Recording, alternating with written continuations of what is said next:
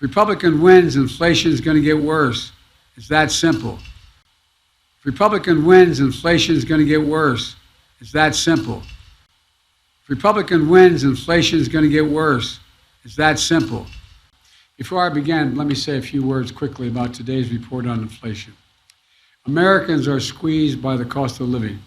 It's been true for years, and folks don't need a report to tell them they're being squeezed.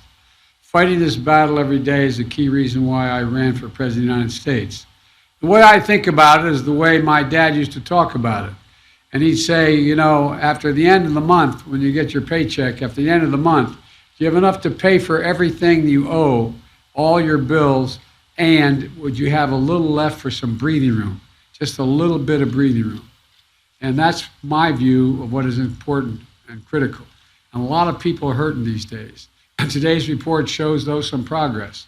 Overall, inflation was 2% over the last 3 months. That's down from 11% over the prior 3 months. That's progress, but a lot of it is a result of getting the cost of living at the gas pump down by more, not even in California now, by more than $1 nationally, and since the start of this summer. There's a big difference for working folks. But the price of gas is still too high, and we need to keep working to bring it down. And I'll have more to say about that next week. We also need to make more progress bringing down the prices across the board.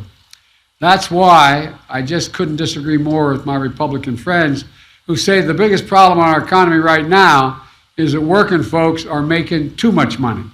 No, that's the argument. Workers are making too much money and too many people are working. Too many jobs are being filled. I think that's a bunch, as we already said, a bunch of malarkey. The biggest problem is the world's challenge, global inflation and the pandemic and Putin's unconscionable invasion of Ukraine. Here's the deal. Because of my economic plan, we are better positioned than any other major economy in the world to weather the challenges that come through this as a stronger country. We've created nearly 700,000 manufacturing jobs just in the last 19 months. Businesses are investing here in America at record rates. They see what I see, the resilience of the American people and the potential of building an economy from the bottom up and the middle out.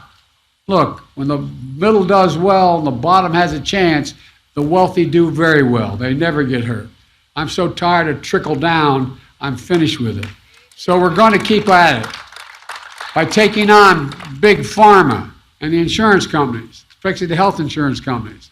With the help of Democrats in Congress here today, I signed the Inflation Reduction Act, which gave Medicare the power that we've been trying to get for the last 30 years, the power to negotiate lower prescription drug prices.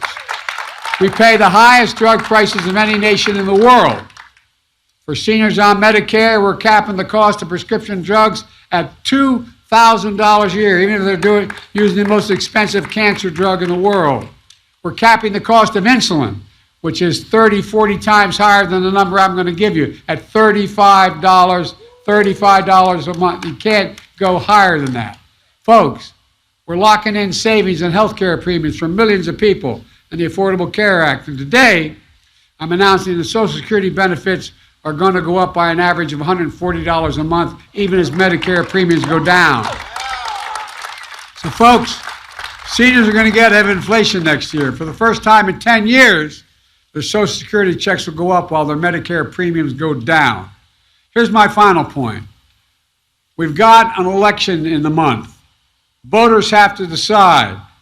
Democrats are working to bring down the cost of things and to talk about around the kitchen table, from prescription drugs to health insurance to energy bills and so much more.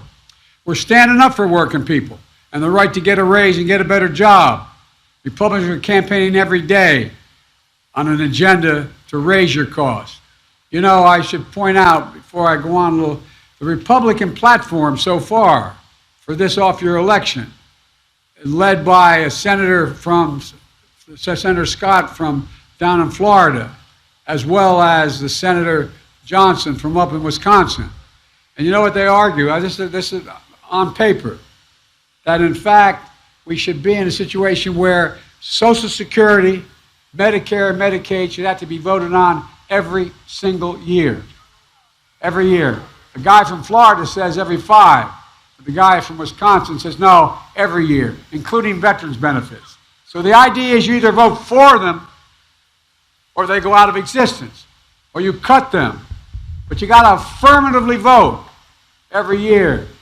You've been paying into a Social Security account from the time you were 16 years old in your first summer job. It's not fair. And the biggest thing they say they want to do, they want to get rid of the number one priority, and they've spoken to it. They want to repeal the Inflation Reduction Act. That means they're going to repeal the $2,000 cap on prescription drugs. Gone. Cap on insulin. Gone.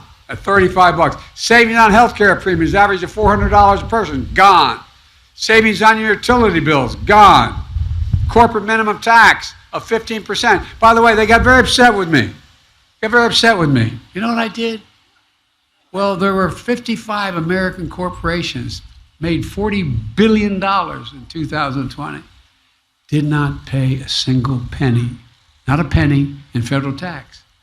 So I was so harsh. I suggested they pay 15%, less than you pay. 15% to pay for all this, and it's paying for it. But guess what?